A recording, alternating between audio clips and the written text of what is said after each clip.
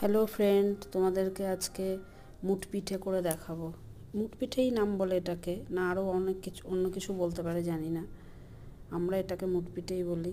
চালের গুঁড়ো, নারকেল, পাটালি আর একটু এলাচ গুঁড়ো করে দিতে হবে, গোলমরিচ দিতেও গোলমরিচের গুঁড়ো দেওয়া যাবে।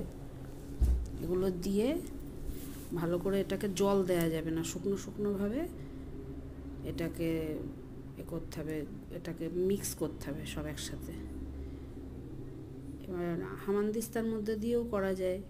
আগে করতো তো ঢেকিতে আমার শাশুড়ি মা দেখেছি, ঢেকিতে কুটে তারপরে গোল গোল করে মুট পিঠেটা বানাতো।